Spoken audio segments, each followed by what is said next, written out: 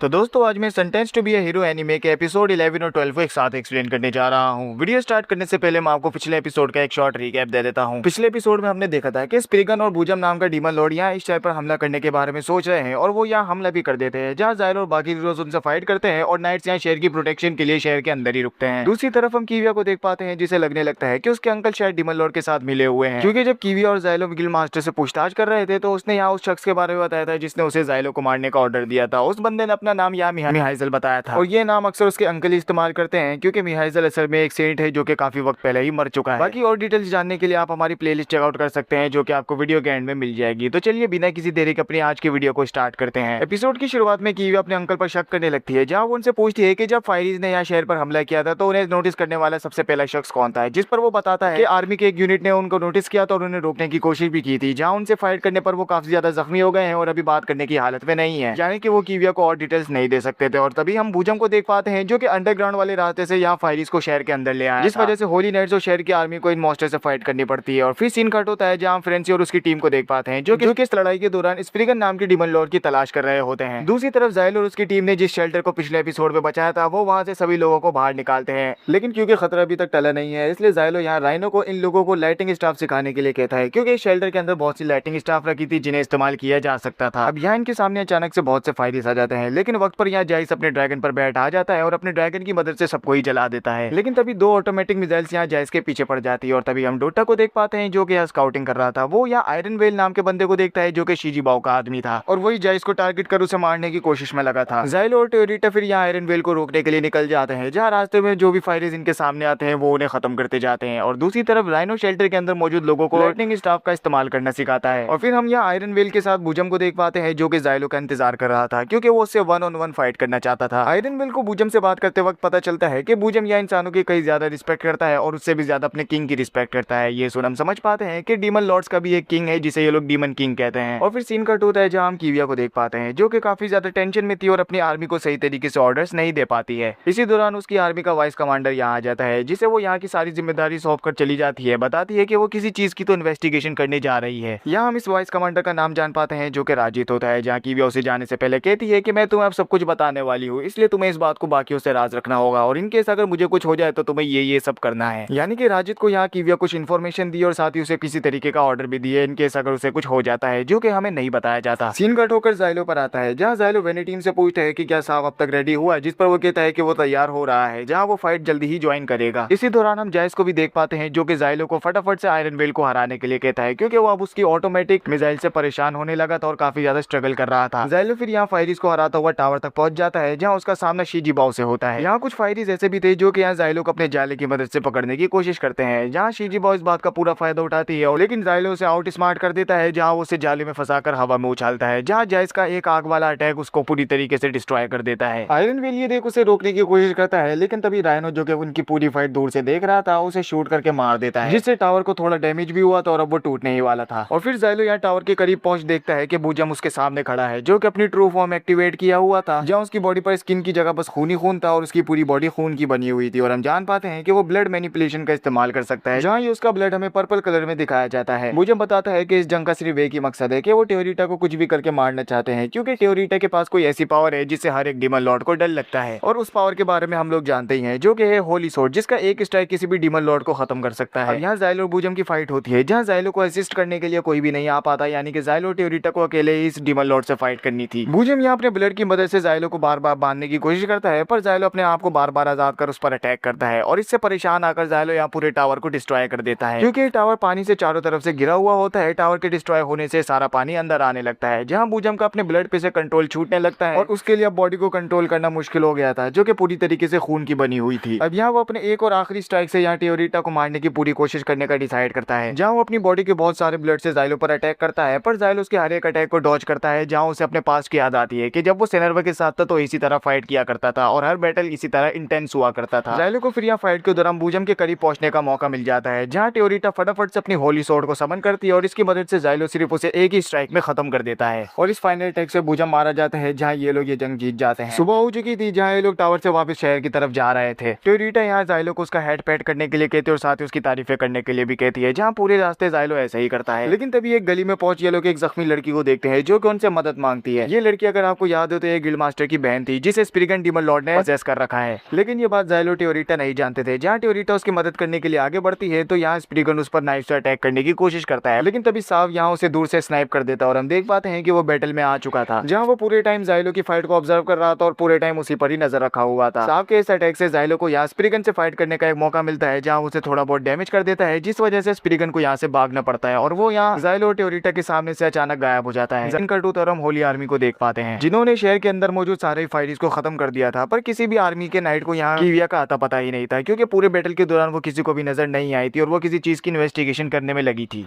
और फिर scene cut होता है जहाँ हम कीविया और राजित को यहाँ फ्रेंसी के साथ देख पाते हैं। कीविया ने यहाँ फ्रेंसी को अपने बदले इन्वेस्टिगेशन करने का काम दिया था, जहाँ फ्रेंसी कीविया के कहने पर उसके अंकल को इन्वेस्टिगेट की थी, जहाँ वो बताती है कि उसका शक एकदम सही था। ये सुन दोनों ही शौक होते हैं और फिर इस बारे में अपने अंकल से बात करने कीविया चली जाती है, जहाँ सीन कट होता है और हम स्प्रिगन को खतरनाक हालत में देख पाते हैं, जिसकी बॉडी काफी ज्यादा डैमेज हो रखी थी और वो यहाँ से किसी तरह तो नई बॉडी ढूंढ निकलना चाहता था। लेकिन तभी उसके सामने राइनो आ जाता है, बताता है कि वो उसे जानता है कि वो स्प्रिगन नाम का डीमन लॉर्ड है। ऐसा इसलिए है क्योंकि वो उस पर काफी टाइम से नजर रखा हुआ था। वो यहाँ रिवील करता है कि वो पुक नाम का डीमन लॉर्ड है, जो कि राइनो की बॉडी को पजेस कर रखा है और लोग उसे राइनो के नाम से ही बुलाते हैं। साथ ही उसे यहाँ डीमन को मारने में काफी ज्यादा मजा आता है और इसलिए सिर्फ मजे के लिए वो स्प्रिगन को भी यहाँ मार देता है। दूसरी तरफ हम बुजम को देख पाते हैं, जो कि इस फाइट को सर्वाइव कर गया था और हम जान पाते हैं कि असल में जिससे ज़ाइलो फाइट किया था वो असल में बुजम का बनाया एक पपेट था। और फिर सीन कट होता है जहाँ हम कीविया को अपने अंकल से बात करता देखते हैं, यहाँ उसके साथ राजित भी होता है। फिर यहाँ एक शॉकिंग चीज रिवील की जाती है, जहाँ कीविया अपने अंकल से पूछती है कि पूछताछ करने पर उसे पता चला है कि वो एक कोएग्जिस्टर है। क्या ये बात सच है? जिस पर उसका अंकल हाँ में जवाब देता है, बताता है कि उसने सब कुछ अपनी फैमिली को जिंदा रखने के लिए किया, क्योंकि बहुत जल्द इंसानियत ये जंग हार जाएगी और डीमन लॉर्ड जीत जाएंगे। कीविया कहती है कि उससे उनकी फैमिली तो बच जाएगी, पर बाकी आम लोगों का क्या होगा? जिस पर मार्लिन बताता है कि मुझे उन लोगों से कोई फर्क नहीं पड़ता, वो अभी नादान है इसलिए उन लोगों की फिक्र कर रही है, पर उनका मेरी जिंदगी से कोई लेना देना नहीं है। कीविया सुन शौक होती है और रोने लगती है, कहती है कि वो अपने अंकल की कई ज्यादा रिस्पेक्ट करती थी और नहीं जानती थी कि वो ऐसा कर सकते हैं। वो फिर यहाँ राजित को उन्हें अरेस्ट कर लेने के लिए कहती है, लेकिन मार्लिन उसे मार देता है, जिसे देख कीविया उसे मार देती है। शोर की आवाज सुन कुछ नाइट्स यहाँ अंदर आ जाते हैं, जहाँ देखते हैं कि कीविया ने 2 लोगों का मर्डर कर दिया है, जिनमें से एक हाई प्रीस्ट है और दूसरा था वाइस कमांडर राजित। और फिर सीन कट होता है जहाँ ज़ाइलो और उसकी पूरी टीम यहाँ कीविया का इंतजार कर रहे थे। ये देख हम समझ पाते हैं कि इनमें से कोई भी नहीं जानता कि आखिर कीविया के साथ क्या चल रहा है। लेकिन तभी फ्रेंची इन लोगों के पास आती है, बताती है कि यह अटैक पूरी तरीके से एक डायवर्जन थी, ताकि हम लोग यहाँ इस शहर को बचाने में बिजी रहे, ताकि डीमन लॉर्ड की आर्मी सेकंड कैपिटल को पूरी तरीके से डिस्ट्रॉय कर दे, और वो यहाँ कामयाब भी हो गई है। ये सुन सब लोग शॉक हो जाते हैं और फ्रेंची की मदद से जान पाते हैं कि उस शहर को डिस्ट्रॉय करने वाला डीमन लॉर्ड का नाम है अबेड्डन। और फिर सीन कट होता है जहाँ शाम हो चुकी थी और कीविया को और होली नाइट्स ने अरेस्ट कर लिया था, जहाँ सभी लोग उस पर पत्थर फेंक कर मार रहे थे। कहते हैं कि उस अपनी फैमिली वालों की जान कैसे ली, ऐसे लोग क्यों कर रहे हैं, इस बारे में वो पूछताछ के दौरान जान पाती है, जहाँ 3 लोग उससे पूछताछ कर रहे होते हैं और उस पर बताते हैं कि उस पर कोएग्जिस्टर होने का इल्जाम है, जहाँ उसी की मदद से फायरी शहर के अंदर घुसे थे और उसकी ही वजह से बहुत से लोगों की जाने गई हैं। जहाँ मार्लिन और राजित ने जब उसे रोकने की कोशिश करी तो उसने उन दोनों को मार दिया। कीविया सुन शौक होती है और सच्चाई बताने लगती है, लेकिन कोई भी उसकी बात को सुनने के लिए तैयार नहीं था, जहाँ उसे कोर्ट तक में सफाई देने के लिए बुलाया नहीं जाता। और फिर कुछ दिन गुजर जाते हैं, जहाँ उससे मिलने के लिए कॉफ्जेन नाम का बंदा आता है। ये वही बंदा है जो कि ज़ाइलो और बाकी सबको यहाँ हीरो का टाइटल दिया है। हम यहाँ जान पाते हैं कि ये भी कीविया की ही तरह एक होली नाइट का कमांडर है, जहाँ इसकी दी हुई इन्फॉर्मेशन की काफी ज्यादा वैल्यू है और सबसे ज्यादा भरोसा लोग इसी पर करते हैं, क्योंकि उसके पास एक ऐसी गॉडेस है जो कि एक किताब को समन करती है। इस किताब के अंदर हर बंदे की इन्फॉर्मेशन के बारे में लिखा होता है कि किसने क्या क्या किया है। अब यहाँ वो कीविया को 2 चॉइसेस देता है। पहली ये कि वो कबूल कर ले कि वो कोएग्जिस्टर है और इसी जेल में पड़ी रहे, और दूसरी ये है कि वो बाकियों की तरह ही हीरो बन जाए और अपनी पूरी जिंदगी डीमन लॉर्ड से फाइट करने में निकाल दे। कीविया पूछती है कि आखिर ये कैसे पॉसिबल है, जिस पर कॉफ्जेन बताता है कि फर्स्ट गॉडेस के पास एक पावर थी जो कि अपने चैंपियन को रेजरेक्ट कर सकती थी। इस पावर के इस्तेमाल से हम उस दौर की हर एक फाइट डीमन लॉर्ड से जीतते आए थे, पर कुछ वक्त के बाद साबित हुआ कि उसकी पावर्स डिफेक्टिव है, जहाँ जो भी लोग रेजरेक्ट होते वो अपनी कुछ याददाश्त खो बैठते और किसी काबिल नहीं रहते, जिस वजह से लोग रेजरेक्ट होने से डरने लगे थे और मरने के लिए हमेशा तैयार थे। और फिर गवर्नमेंट ने इसको एज अ सेंटेंस ट्रीट करना शुरू कर दिया, जहाँ ये सजा उन लोगों को दी जाती थी जो कि बहुत बड़े क्रिमिनल्स होते थे, या फिर गवर्नमेंट को लगता था कि वो बहुत बड़े क्रिमिनल्स हैं। यानी कि फर्स्ट गॉडेस अभी भी जिंदा है और उसकी पावर का ये लोग इस्तेमाल कर रहे हैं। और उसकी पावर डिफेक्टिव इसलिए है क्योंकि जब भी वो किसी को दोबारा से रेजरेक्ट करती है तो उसको याद रखना पड़ता है कि वो आदमी कैसा था और उसके पास कौन कौन सी मेमोरीज थी। अगर वो याद नहीं रख पाएगी तो वो मेमोरीज उनके दिमाग में से चली जाएंगी। और साथ ही एक वक्त में वो मल्टीपल लोगों को अगर समन करने की कोशिश करती है तो गारंटीड सब लोग अपनी सेल्फ अवेयरनेस भी खो देंगे। अब यहाँ कीविया थोड़ा सोचती है और डिसाइड करती है कि वो बाकियों की तरह हीरो बनेगी, ताकि वो उन लोगों को प्रोटेक्ट कर सके जिन्हें उसके अंकल ने अबेंडन कर दिया था। ये सुन कॉफ्जेन उसे अपना चाकू देता है, बताता है कि इस चाकू का इस्तेमाल कर उसे अपने आप को मारना होगा, क्योंकि मरने के बाद ही वो रेजरेक्ट होकर एक हीरो बन पाएगी। तो जहाँ उसके मरने के बाद वो उसकी बॉडी को फर्स्ट गॉडेस के पास ले जाएगा, जहाँ वो उसे रेजरेक्ट करेगी, और फिर यहाँ कीवी अपनी जान ले लेती है। जहाँ इस एनिमे के लास्ट एपिसोड का यही एंड होता है। तो फाइनली हमें यहाँ पूरे एनिमे की स्टोरी समझ आने लगी है, हीरो का पर्पस भी समझ आने लगा है, और उसे सेंटेंस की तरह क्यों ट्रीट किया जाता है ये भी हमें समझ आने लगा है। और ये फाइनल सीन देख हम समझ पाते हैं कि इस एनिमे का सीजन 2 भी जरूर आएगा। जहाँ जैसे ही वो एनिमे आएगा तो मैं उसे अपने चैनल पर एक्सप्लेन कर दूंगा। इसलिए अगर तुम वो वीडियोस देखना चाहते हो तो हमारे चैनल को सब्सक्राइब करो, और अगर ये वाली वीडियो पसंद आई है तो वीडियो को लाइक भी कर देना। अब हम मिलेंगे अपनी नेक्स्ट वीडियो में, तब तक के लिए गुड बाय।